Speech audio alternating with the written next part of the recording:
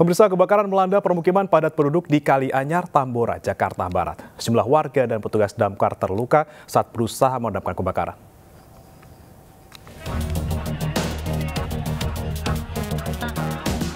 Permukiman padat penduduk di Kali Anyar, Tambora, Jakarta Barat, Jumat malam dilanda kebakaran. Warga dan petugas damkar berusaha memadamkan api yang terus membesar.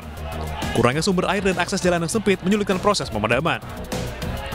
Seorang petugas damkar bahkan terluka di bagian kaki karena terjatuh saat memadamkan api. Selain itu, dua warga harus mendapatkan pertolongan medis karena terluka dan mengalami sesak napas. Itu penyebab utama juga belum diketahui karena memang tahu-tahu api sudah gede di lingkungan padat penduduk. Mendapatkan sumber air itu sangat sulit.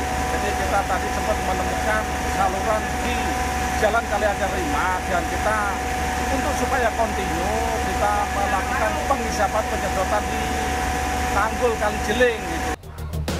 2 jam kemudian kebakaran berhasil dipadamkan setelah 19 unit mobil damkar dikerahkan.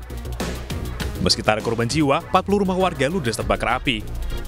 Dari Jakarta, Miftahul Gani, iNews melaporkan. Pemirsa, sebuah sekolah dasar di Serang, Banten terbakar akibat korsleting listrik. Beruntung guru dan siswa tengah libur sehingga tidak menimbulkan korban.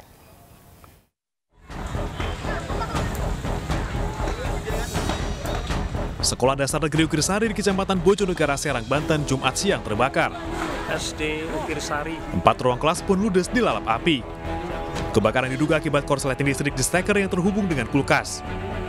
Saat peristiwa terjadi, guru dan siswa sedang libur sehingga tidak menimbulkan korban. Yang kebakaran ada 4 ruangan dan 1 dapur. Ada korban jiwa nggak Pak? Alhamdulillah korban jiwa tidak ada. Yang ke 1 kantor, guru, dan yang 3 untuk ruangan kelas siswa. Api berhasil dipadamkan setelah 3 unit mobil damkar dikerahkan ke lokasi. Akibat peristiwa ini, kerugian diperkirakan mencapai 500 juta rupiah. Dari Serang, Banten, Maesa Apriandi, iNews melaporkan. Ditinggal mudik Natal dan Tahun Baru, sebuah kios kelontong di Jalan Jamin Ginting, Kota Medan, ludes terbakar. Kebakaran tersebut diduga akibat korsleting listrik. Ini kebakaran dekat kuburan. Sebuah kios kelontong kebakaran saat ditinggal mudik libur Natal dan Tahun Baru oleh pemiliknya. Kebakaran diduga akibat korsleting listrik. Warga berusaha memadamkan api dengan alat seadanya sambil menunggu petugas pemadam kebakaran datang. Hingga akhirnya api berhasil dipadamkan oleh petugas dengan mengerahkan 3 mobil pemadam. Namun naas, barang dagangan pemilik kios tak dapat diselamatkan. Akibat kebakaran tersebut, seluruh dagangan kios ludes terbakar. Belum diketahui pasti berapa total kerugian akibat kebakaran ini, karena pemilik kios masih berada di kampung halaman. Kebakaran mungkin dari arus listrik, kurang arus Pak. Tadi pagi orangnya udah di sini, tapi udah balik ke kampung. Pas begitu ditinggal malamnya, mungkin kurang dari listrik. Listriknya pas kurang terhubung dari rumah kami. Rumah kami udah kami amankan ruang listrik. Yang melapor itu kan tetangga-tetangganya, masyarakat kita melapor. Kita turunkan ada 3 unit tadi. Sementara karena kapasitasnya nggak terlalu besar, maka yang 2 lagi sudah kita kembali. Bagi masyarakat yang akan mudik liburan, diharapkan kembali memeriksa kondisi rumah untuk menghindari hal-hal yang dapat membahayakan. Dari Medan, Sumatera Utara, Aminur Rashid melaporkan.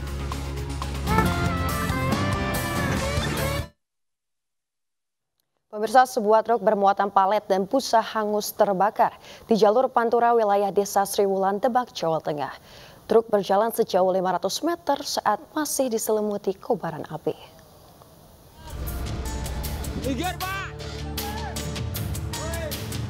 Inilah detik-detik truk bermuatan palet dan busa terbakar di jalur Pantura kawasan Desa Sriwulan, Kecamatan Sayung, Demak, Jawa Tengah.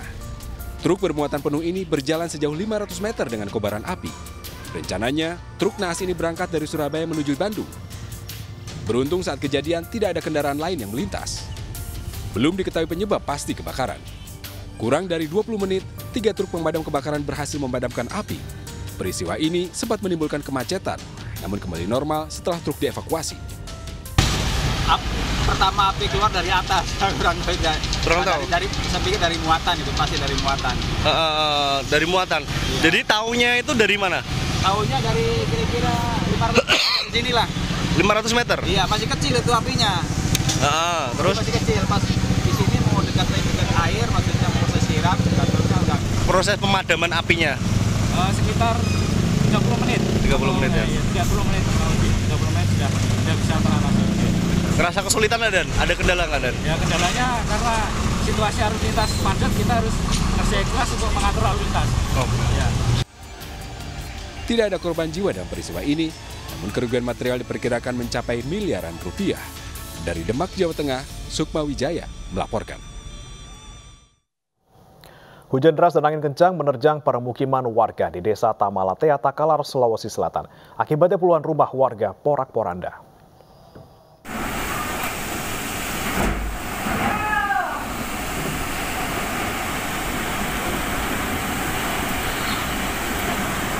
Permukiman di Desa Tamalatea, Takalar, Sulawesi Selatan, Jumat sore dilanda hujan deras dan angin kencang. Akibatnya lebih dari 50 rumah warga rusak berat. Sebagian rumah mengalami kerusakan di bagian atap, bahkan ada yang sampai rata dengan tanah. Tidak ada korban jiwa akibat peristiwa ini, namun warga berharap bantuan dari pemerintah untuk memperbaiki rumah mereka yang rusak.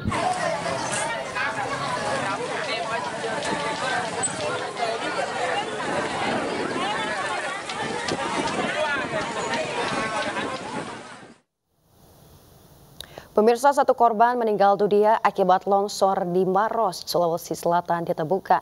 Sementara 4 korban lain belum ditemukan.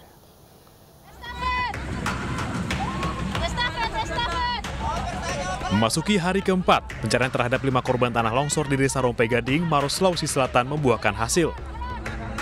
Jumat siang, 1 korban berhasil ditemukan tim SAR gabungan, TNI dan Polri dalam kondisi meninggal dunia. Korban ditemukan tertimbun lumpur di sungai 5 meter dari lokasi longsor. Jenazah yang belum dikenali ini kemudian dibawa ke Puskesmas Cenrana. Sementara 4 korban lainnya masih dinyatakan hilang. Telah ditemukan 1 orang korban lagi dari korban tanah longsor di Desa Cenrana, Camba, Kabupaten Maros. Ditemukan di sekitar 5 meter dari lokasi kejadian di sungai. Dan seluruh tim SAR mengevakuasi korban tersebut ke Puskesmas Cenrana Maros. Sebelumnya, tebing setinggi 50 meter longsor dan menutup akses jalan setelah diguyur hujan deras. Akibatnya, 16 orang menjadi korban. 10 korban ditemukan selamat, 2 korban meninggal dunia, dan 5 korban hilang. Dari Maros, Sulawesi Selatan, Wahyu Ruslan, iNews melaporkan. Banjir dengan ketinggian hingga 1 meter merendam puluhan rumah di Taman Cikande, Kabupaten Tangerang. Sejumlah warga dievakuasi ke tempat yang lebih aman.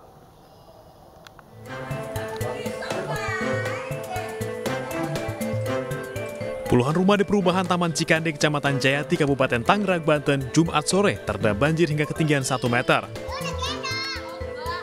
Banjir yang datang tiba-tiba dan masuk ke dalam rumah membuat sebagian warga tak bisa menyelamatkan barang-barang berharga milik mereka. Khawatir banjir semakin tinggi, jumlah warga yang bertahan terpaksa harus dievakuasi petugas BPBD Provinsi Banten untuk mengungsi ke rumah sanak saudara mereka. 34 warga terdampak banjir ini. Meski yang sudah mengungsi, sebagian warga masih ada yang bertahan di lantai 2 rumah mereka. Bagaimana, Bu? Rendang, nggak tahu, nggak taunya gede segini, jadi kita nggak siap-siap kayak gitu. Ya udah kerendam semua. Apa sih, Bu, yang dikeluhkan Ibu nih ketika lagi banjir gini? Ya kayak begini, barang-barang yang ada udah hancur semua. Debit air dari 30 sampai 100 meter atau mungkin. Kebetulan tadi kita ke TKP itu kisaran kurang dari jam 1 kita evakuasi di setengah 2 karena memang ada bantuan warga untuk dievakuasi baik barang maupun alat-alat yang lain. Selain curah hujan yang tinggi, banjir disebabkan air kiriman dari kawasan Serang, Banten yang membuat sungai Cidurian meluap. Dari Kabupaten Tangerang, Banten, Aimarani, iNews melaporkan. Pemirsa, waspadalah saat berwisata. Akibat cuaca ekstrim, banjir lahar dingin menerjang sejumlah aliran sungai di lereng Gunung Merapi hingga 3 jeep terjebak wisata. maksud kami wisata terjebak. Sementara cuaca buruk menyebabkan tanah longsor di wilayah Gunung Bromo, Pasuruan, Jawa Timur.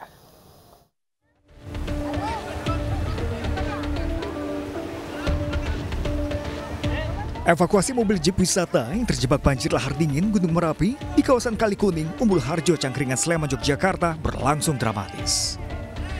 Petugas dibantu warga menarik mobil yang terjebak dengan kondisi mobil terbalik setelah diterjang arus banjir. Total ada 3 mobil jeep wisata yang terjebak aliran banjir lahar dingin ini. Peristiwa terjadi saat sejumlah jeep sedang mengantar wisatawan untuk menyusur rute wisata jeep lereng Merapi.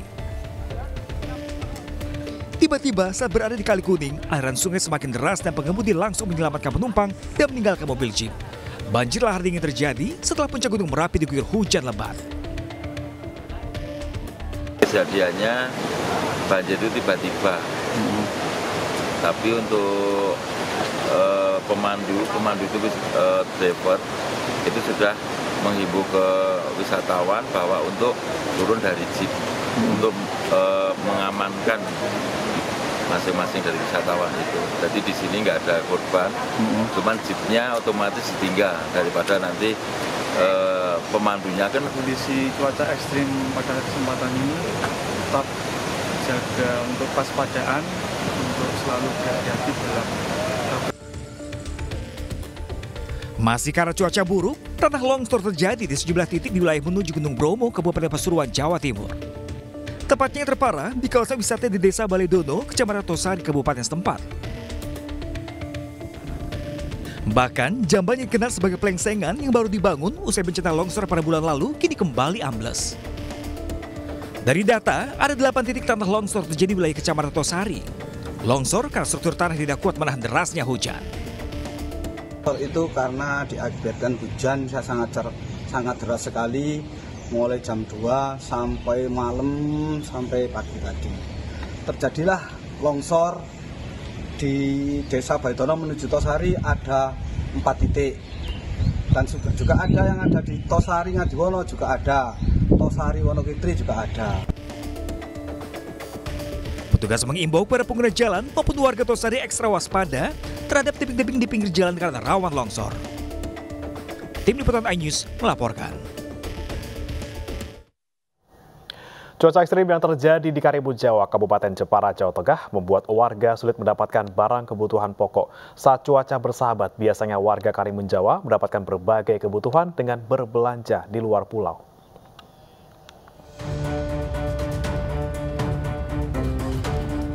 Cuaca ekstrim yang diprediksi terjadi hingga awal tahun 2023 juga berdampak pada wilayah Karimun Jawa, Kabupaten Jepara, Jawa Tengah. Gelombang tinggi menyulitkan warga untuk beraktivitas membeli kebutuhan pokok di luar pulau. KM Kelimutu membawa 6.000 paket bantuan sembako bagi masyarakat Karimun Jawa yang membutuhkan bantuan. Bantuan dikirim KM Kelimutu ke Karimun Jawa melalui Pelabuhan Tanjung Mas, Semarang, Jawa Tengah. Sebelumnya bantuan juga dikirimkan kepada warga sejumlah 2 ton telur, 4 ton beras, serta 100 paket sembako. Cuaca buruk di Karimun Jawa, Kabupaten Jepara, Jawa Tengah sempat membuat wisatawan kesulitan keluar dari pulau. Ratusan wisatawan yang terjebak beberapa hari berhasil dievakuasi petugas gabungan usai terjebak cuaca buruk di Kepulauan Karimun Jawa. Ratusan wisatawan yang terjebak di Karimun Jawa akibat cuaca buruk dijemput dengan kapal milik PT Pelni, yakni KM Kelimutu. 500 wisatawan terdiri dari 461 wisatawan lokal dan 49 dari mancanegara.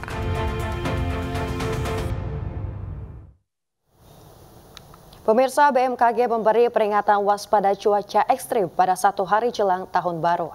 Wilayah DKI Jakarta, Utara Banten, Utara Jawa Barat, Jawa Tengah hingga Jawa Timur diprediksi diguyur hujan dengan intensitas lebat hingga ekstrim.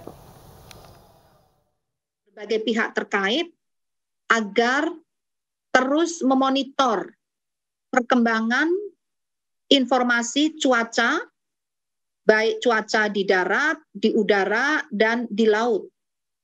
Tanggal 30 hingga 31 Desember, potensi hujan lebat hingga sangat lebat. Bahkan mungkin kalau melihat pink itu mungkin dapat mencapai ekstrim, akan lebih terkonsentrasi di wilayah utara Banten, DKI Jakarta, utara Jawa Barat, hingga utara Jawa Tengah. Ini Jawa Tengah juga mohon perhatian. Dan relatif lebih meluas pada tanggal 31 Desember. Ini perbedaannya. 31 Desember yang tadinya aman, justru ini menjadi lebih meluas, meliputi wilayah Jawa Barat.